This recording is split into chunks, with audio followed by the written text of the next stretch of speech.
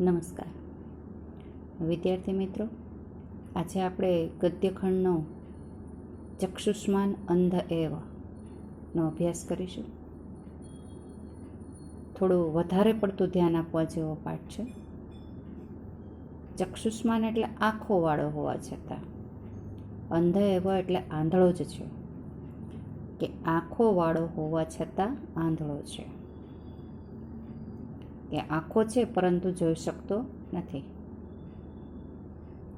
ગદ્ય સમ્રાટ બાણભટ્ટ દ્વારા રચાયેલી હર્ષચરિતમમાંથી આ કૃતિ લેવામાં આવેલી છે. કે સંસ્કૃત સાહિત્યમાં બાણભટ્ટ છે એ ગદ્ય સમ્રાટ તરીકે જાણીતા છે, અને ઈસવીસનની 7મી સદીની અંદર પૂર્વાર્ધમાં જ્યારે સમ્રાટ હર્ષવર્ધન થઈ ગયા એ સમયની અંદર બાણભટ્ટ થયેલા છે. ઉત્તર ભારતની અંદર થઈ ગયેલા. બાણભટ્ટે પોતાના જીવનની અંદર સૌથી 2 શ્રેષ્ઠ કૃતિઓની રચના કરી. એમાંનું એક છે હર્ષચરિતમ અને બીજું છે કાદંબરી. કાદંબરી છે એ બિલકુલ અદ્વિતીય છે, અને એની કથા વસ્તુ પણ કાલ્પનિક છે. જ્યારે હર્ષચરિતમ છે એનું કથા વસ્તુ થોડું હિસ્ટોરિકલ છે, એટલે કે ઐતિહાસિક છે. આ હર્ષચરિતમના જ પ્રથમ ઉચ્છ્વાસમાંથી આ પાઠ છે આપણને સંપાદિત કરીને લેવામાં આવેલો છે. કે હર્ષ સમ્રાટ જે હર્ષવર્ધન હતો એના જીવનના કેટલાક પ્રસંગોનું નિરૂપણ હર્ષચરિતમમાં કરવામાં આવ્યું છે, અને કુલ 8 પ્રકરણો એની અંદર છે, અને એના 8 પ્રકરણને એક નામ આપવામાં આવ્યું છે ઉચ્છ્વાસ. પહેલો ઉચ્છ્વાસ, બીજો ઉચ્છ્વાસ, ત્રીજો, એમ કરીને 8 ઉચ્છ્વાસ છે. એમાંનો જે પહેલો ઉચ્છ્વાસ છે હર્ષચરિતમનો, એમાંથી આ ગદ્યખંડ લેવામાં આવેલું છે. હવે તમને આનું કથા વસ્તુ જણાવી દઉં.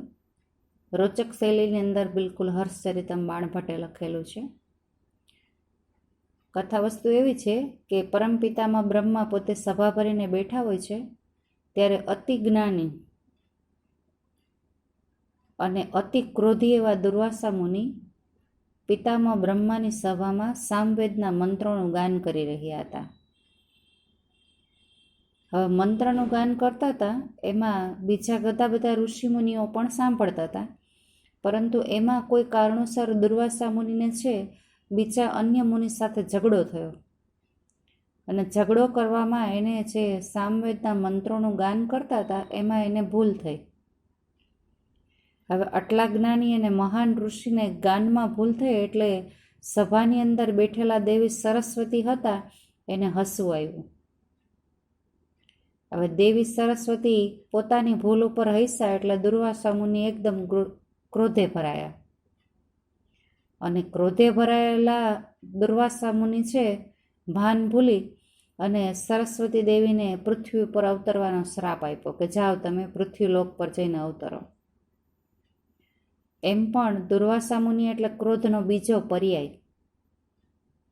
અત્યારે પણ તમે જોજો, જે લોકોને દુર્વાસા મુનિ ખરેખર કોણ હતા ને શું હતા એ જાણે છે, એવા લોકો છે જ્યારે કોઈ ક્રોધી માણસને જુએ છે અતિશય ક્રોધી, તો એની સાથે દુર્વાસા મુનિની તરત જ સરખામણી કરે છે કે જો સામેથી પેલો આવ્યો છે ને એને વતાવા જેવો નથી, અસલ દુર્વાસા મુનિ જેવો છે.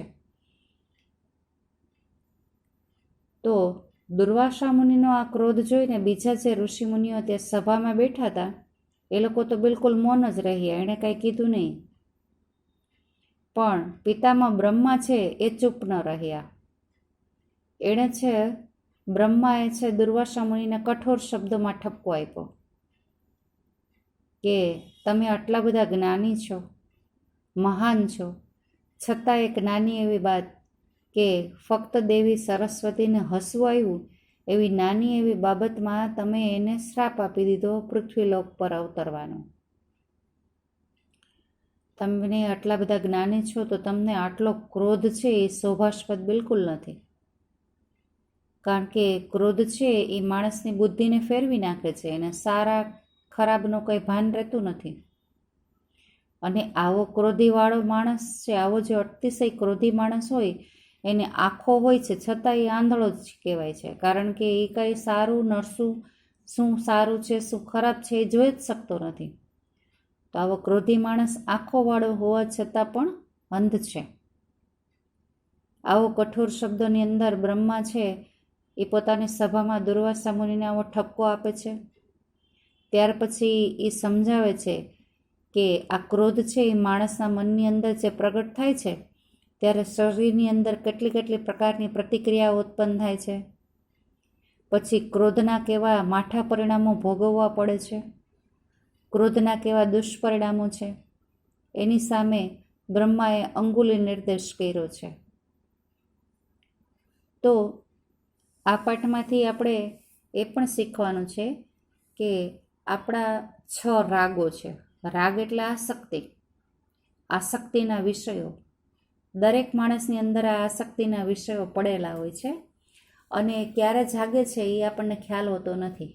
કામ, ક્રોધ, મોહ, મદ, લોભ અને મત્સ્ય. આ આસક્તિના વિષયો વિશે મેં તમને અવારનવાર 9મા ધોરણની અંદર પણ સમજાવેલું છે કે આપણા શરીરની અંદર આ 6 વિષયો છે: કામ, ક્રોધ, મોહ, મદ, લોભ અને મત્સ્ય. આ વિષયો યેન કેન પ્રકારેણ આપણા શરીર દ્વારા આંખ, કાન, નાક, જીભ, ત્વચા, આપણી 5 ઇન્દ્રિયો છે એના દ્વારા વ્યક્ત થતા હોય છે. આપણા શરીરમાં કેટલી ઇન્દ્રિયો છે? 5. તો આ 5 છે ઇન્દ્રિયો: આંખ, કાન, નાક, જીભ અને ત્વચા.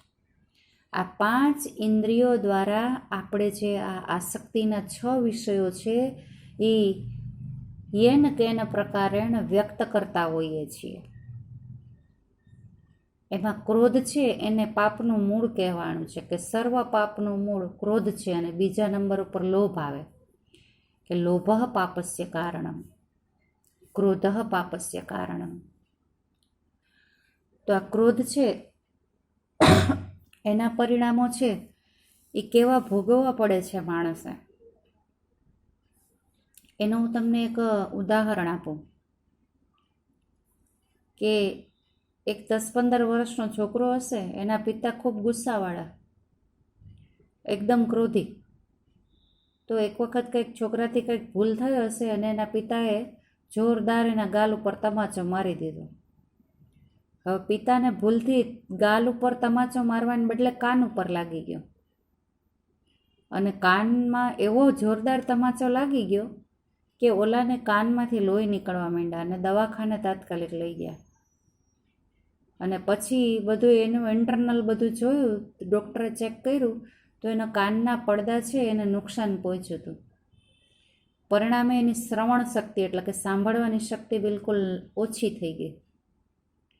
પછી તો પિતાને પારાવાર પોતાની ઉપર ગુસ્સો આવ્યો કે આ મેં શું કરી નાખ્યું, અજાણતા મેં જ મારા પુત્રને આટલું નુકસાન પહોંચાડ્યું. પણ પછી પસ્તાવાનો કોઈ સમય નહોતો. આપણને જ્યારે ગુસ્સો આવે છે ત્યારે આપણને ખબર નથી હોતું કે આપણે શું કરીએ છીએ, આપણને ભાન નથી હોતું આપણે શું કરીએ છીએ. તો આ તો એક નાનું એવું ઉદાહરણ છે. ક્રોધના તો ભયંકર પરિણામો આપણે જોયા જ છે, ભૂતકાળમાં જોયા છે, ઇતિહાસોમાં જોયા છે આપણે. એટલે ક્રોધ ક્યારેય ન કરવો. જ્યારે પણ આપણે આ ક્રોધ નામનો આવેગ આવે ત્યારે આપણે 5 મિનિટ શાંત રહેવું. આપણું મન, તન બધાને, આપણી બધી 5 ઇન્દ્રિયોને કાબૂમાં રાખવી, જેથી આપણે ક્રોધમાં કોઈને મારી ના બેસીએ, કોઈને શારીરિક ઈજા ન પહોંચાડી શકીએ, કે ક્રોધને કારણે આપણા મોઢામાંથી કોઈ ગંદા શબ્દો ન નીકળે, કોઈને કડવા વેણ ન કહીએ, કે જેના ઉપર આપણને પોતાને જ પારાવાર પસ્તાવો કરવાનો વારો આવે. તો અહીંયા આપણે હવે જોશું પાઠને હું તમને થોડા શબ્દાર્થ આના જેટલા હું આજે તમને સમજાવવાની છું, 2-4 લીટી સમજાવું છું આજે તમને, એના હું તમને અહીંયા શબ્દાર્થે લખેલા બતાવીશ. એટલે જો તમને ક્યાંય ન સમજાય તો તમે શબ્દાર્થમાંથી પણ જોઈ શકો. તો પહેલાં છે દુર્વાસા મુનિ ઠપકો આપે છે, પછી ક્રોધની શારીરિક અસરો બતાવે છે. તો હવે આપણે ગદ્યખંડ શરૂ કરીએ.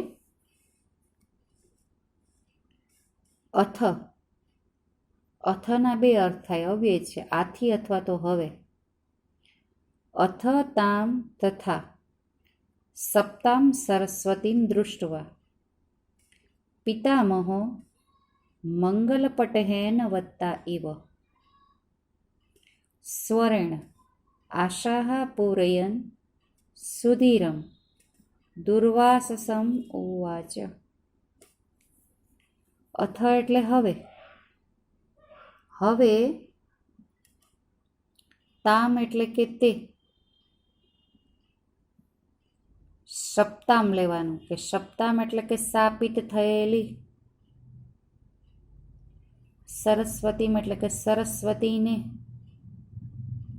તથા તથા એટલે તે પ્રમાણે કે હવે તે સરસ્વતીને, તથા એટલે કે તે પ્રમાણે, સપ્તામ એટલે કે સાપિત થયેલી, દૃષ્ટવા, દૃષ્ટવા છે એ સંબંધક ભૂતકૃદંતનું રૂપ છે. દૃષ્ટવા એટલે જોઈને. પિતામહો, અહીંયા પિતામહનો અર્થ કરવાનો કે પરમપિતા બ્રહ્મા, સૃષ્ટિના રચયિતા બ્રહ્મા. કે પિતામહ એટલે કે બ્રહ્માજીએ મંગલપટેન વત્તા ઇવ. હવે એક એક શબ્દનો અર્થ સમજાવું છું. પહેલાં હું તમને આની સંધિ સમજાવું, પછી એનો સમાસ સમજાવું. મંગલ એટલે મંગલકારી, પટહ એટલે નગારું, દુંદુભી. મંગલપટેન વત્તા ઇવ. હવે જ્યાં ઇવ આવે કે વિશેષણ અને વિશેષ્ય હોય, ઇવ હોય કે અંતરમ શબ્દ હોય તો કર્મધારય સમાસ પ્રયોજાય. તો આ મંગલપટેન ઇવ છે એ કર્મધારય સમાસ છે. હવે ફરી પાછું આનો એક એક શબ્દ સમજાવું છું. મંગલ એટલે મંગલકારી, પટહ એટલે નગારું, અને પટહેન એટલે કે નગારાના જેવા. મંગલકારી નગારાના જેવા, ઇવ એટલે જેવા, જેમ. મંગલકારી નગારાની જેમ અથવા તો મંગલકારી નગારા જેવા. મંગલકારી નગારા એટલે શું? કે જ્યાં કોઈ લગ્ન પ્રસંગ હોય, કોઈ ખુશીનો પ્રસંગ હોય, ત્યાં ઢોલ વાગતા હોય ને એને કહેવાય મંગલકારી નગારા. હવે જ્યારે આ ઢોલ કે કંઈ વાગતું હોય તો એનો દૂર દૂર સુધી અવાજ આવતો હોય. ઢોલ ભલે આપણે સ્કૂલ પાસે વાગતો હોય પણ એનો અવાજ ક્યાંય સુધી ફેલાતો હોય.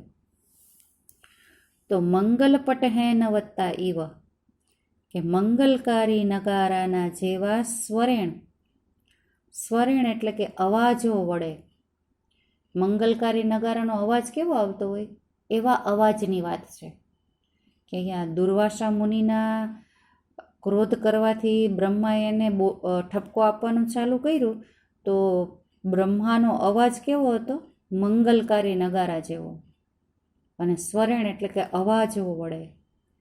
આશાહા પૂરયન. આશાહા પૂરયન એટલે આશાહા પૂરયન એટલે કે દિશાઓને ભરી દેતા. આશાહા એટલે દિશાઓ થાય ને પૂરયન એટલે ભરી દેવો. કે એકદમ નગારા વાગતા હોય અને દશે દિશાઓમાં અવાજથી કેમ દિશાઓ ભરાઈ જાય, એમ પિતામાનો અવાજ પણ કેવો હતો? મંગલકારી નગારા જેવો. અને એના અવાજથી ચારેય બાજુની દિશાઓ છે ભરાઈ જતી હતી. સુધીરમ. સુધીરમ એટલે ગંભીરતાપૂર્વક.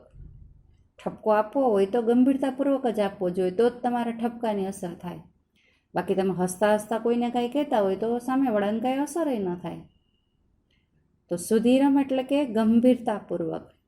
દુર્વાસસમ એટલે કે દુર્વાસા મુનિને. ઉવાચ. ઉવાચ એટલે કહ્યું.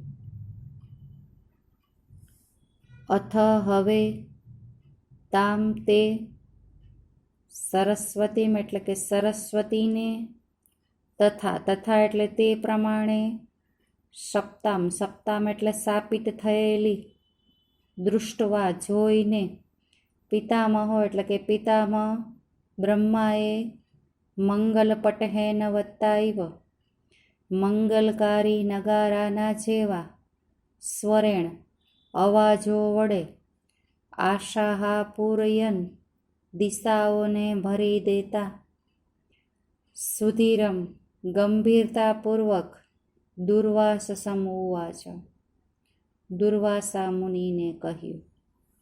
હવે જુઓ, આ એક લીટી સમજાવી છે એના હું તમને શબ્દાર્થ બતાવું છું. સપ્તામ એટલે સ્થાપિત થયેલી.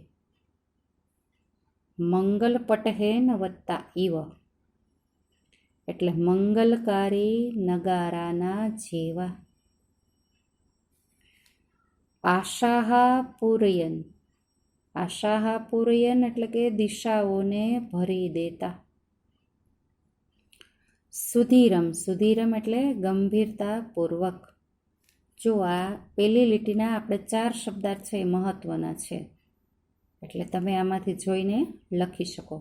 સપ્તામ એટલે સ્થાપિત થયેલી, મંગલ પટહેન એવો એટલે મંગલકારી નગારાના જેવા, આશાહા પૂરયન એટલે કે દિશાઓને ભરી દેતા, સુધીરમ એટલે કે ગંભીરતાપૂર્વક.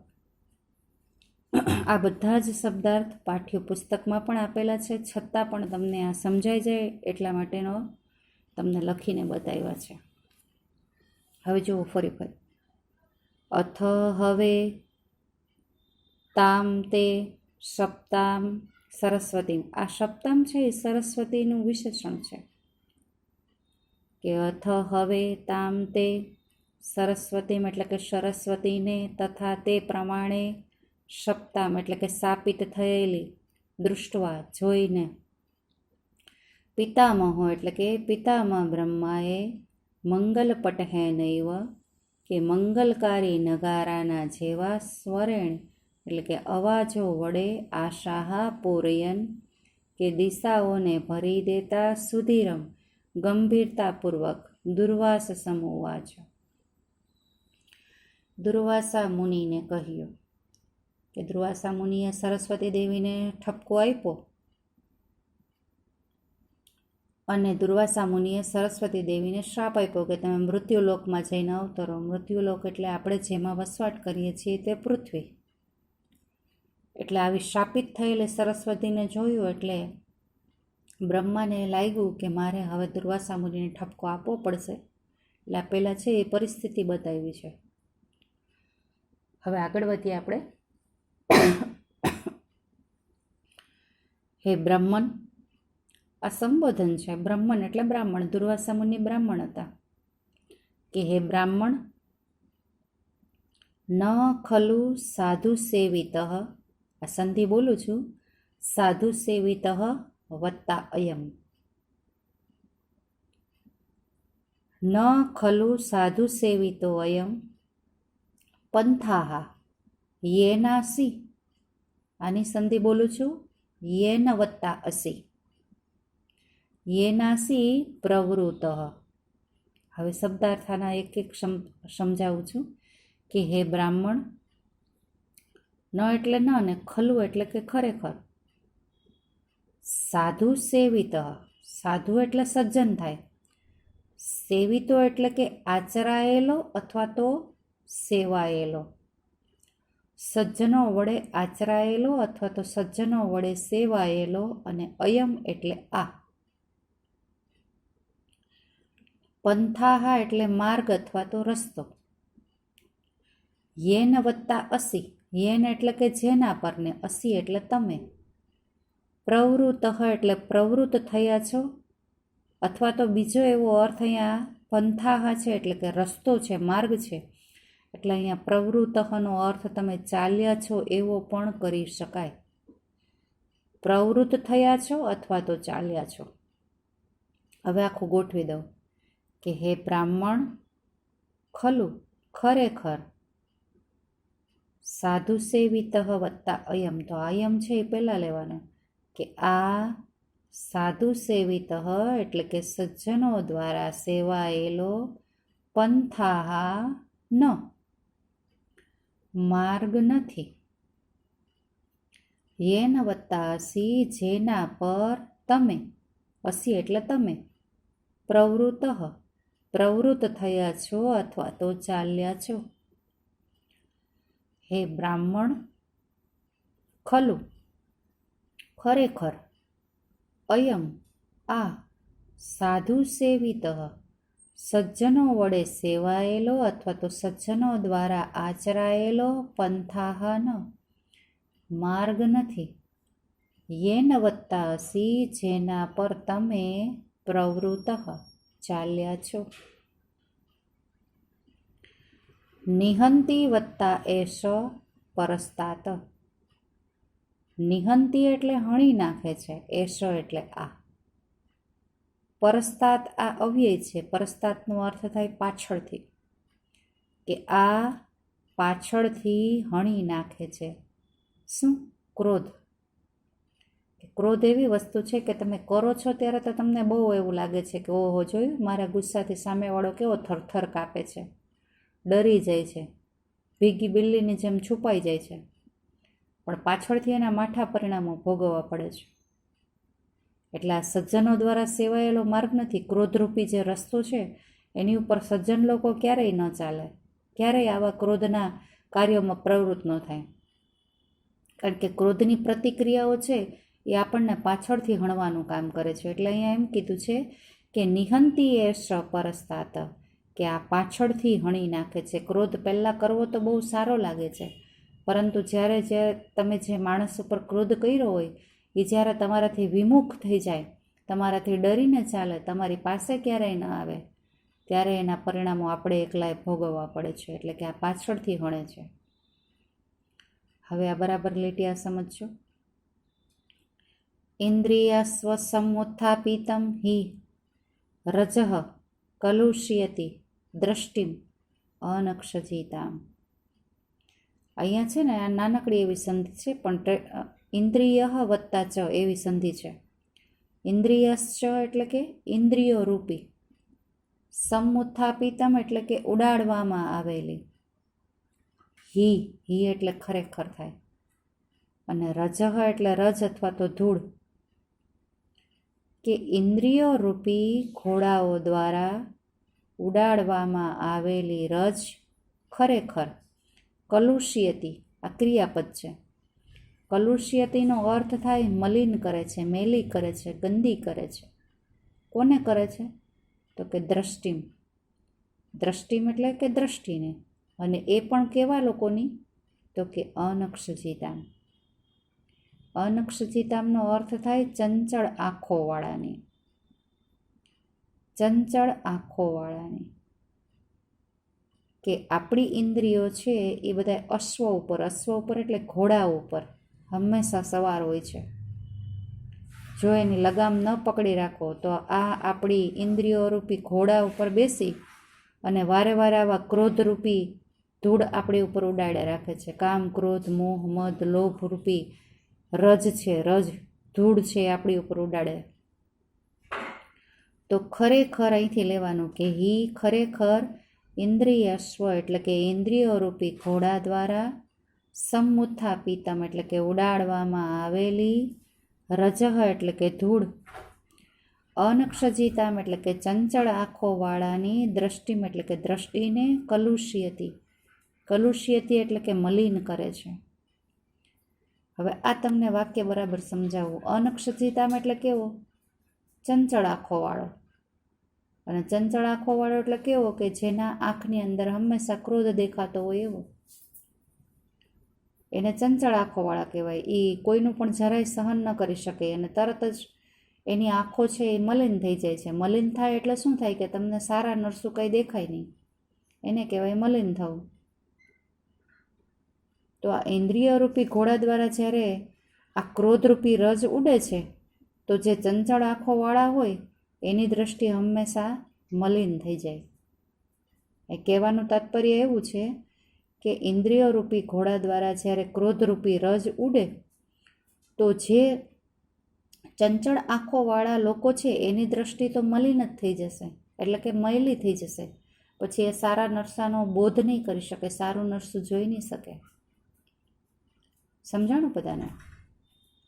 કે હિ ખરેખર ઇન્દ્રિયસ્વ સમુત્થાપિતમ કે ઇન્દ્રિયરૂપી ઘોડા દ્વારા ઉડાડવામાં આવેલી, રજઃ એટલે કે ધૂળ, અનક્ષજીતામ એટલે કે ચંચળ આંખોવાળાની, દ્રષ્ટિમ એટલે કે દ્રષ્ટિને, કલુષ્યતિ. કલુષ્યતિ એટલે કે મલિન કરે છે. પછી આ એક વાક્ય સમજાવી દઉં કે કિયદ દૂરમ વા ચક્ષુઃ વત્તા ઈક્ષતે. કિયદ એટલે કેટલું, દૂરમ એટલે દૂર, વા એટલે અથવા. ચક્ષુહ વત્તા ઈક્ષતે, ચક્ષુહ એટલે આંખોને, ઈક્ષતે એટલે જોઈ શકે છે. અહીંથી લેવાનું કે અથવા ચક્ષુહ એટલે કે આંખ, કિયદ કેટલું, દૂરમ એટલે કે દૂર સુધી, ઈક્ષતે એટલે જોઈ શકે છે. અથવા આપણી આંખો કેટલુંક દૂર સુધી જોઈ શકે છે, કે આપણી આંખોને પછી ક્રોધના પરિણામો દેખાતા હોય છે? નહીં, તો આપણે ક્રોધ કરીએ જ નહીં. એટલે આપણી આંખો છે દૂર સુધી, એટલે કે ક્રોધના જે પાછળથી પરિણામો ભોગવવાના હોય છે એને જોઈ શકતી નથી. એટલે અહીંયા એવો આપણને પ્રશ્ન કર્યો છે કે અથવા તો આપણી આંખો કેટલા દૂર સુધી જોઈ શકે છે, કે ક્રોધના જે માઠા પરિણામો છે એને જોઈ શકતી નથી, એટલે આપણે ક્રોધ કરવો જ ન જોઈએ. ચલો આટલું ફરી પાછું સમજાવું છું. અથ હવે, તામ તે, સરસ્વતીમાં એટલે કે સરસ્વતીને, તથા તે પ્રમાણે સપ્તામ સ્થાપિત થયેલી, દૃષ્ટવા જોઈને, પિતામહો એટલે કે પિતામહ બ્રહ્માએ, મંગલ પટહેન વત્તા ઇવ, કે મંગલકારી નગારાના જેવા, સ્વરેણ એટલે કે અવાજો વડે, આશાહા પૂર્યન એટલે કે દિશાઓને ભરી દેતા, સુધીરમ એટલે કે ગંભીરતાપૂર્વક, દુર્વાસ સમુવાચ, દુર્વાસા મુનિને કહ્યું કે હે બ્રાહ્મણ, અયમ આ, ખલું ખરેખર, કે ખરેખર આ, સાધુ સેવિત એટલે કે સજ્જનો દ્વારા સેવાયેલો, પંથાહ ન, પંથાહ ન એટલે માર્ગ નથી અથવા રસ્તો નથી, યેન વત્તા અસી, યેન વત્તા અસી એટલે કે જેના પર તમે પ્રવૃત્ત, પ્રવૃત્ત થયા છો અથવા ચાલ્યા છો. નિહંતી વત્તા એશ, નિહંતી એટલે હણી નાખે છે, એશ એટલે આ, પરસ્તાત એટલે પાછળથી, કે આ પાછળથી હણી નાખે છે. હિ એટલે કે ખરેખર, ઇન્દ્રિયસ્વ એટલે કે ઇન્દ્રિયરૂપી ઘોડા દ્વારા, સમુત્થાપિતમ એટલે કે ઉડાડવામાં આવેલી, રજહ એટલે કે ધૂળ, અનક્ષજીતામ એટલે કે ચંચળ આંખોવાળાની, દ્રષ્ટિમ એટલે કે દ્રષ્ટિને, કલુષ્યતી એટલે કે મલિન કરે છે.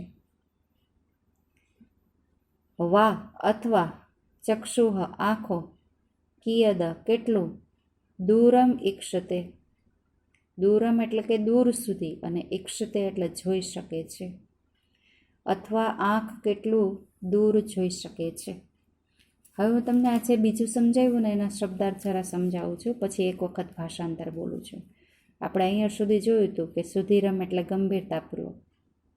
ત્યાર પછીની આ સંધિ સમજાવી દઉં છું. સાધુ સેવિત વત્તા અયમ, સાધુ સેવિત એટલે સજ્જનો વડે સેવાયેલો, અને અયમ એટલે આ.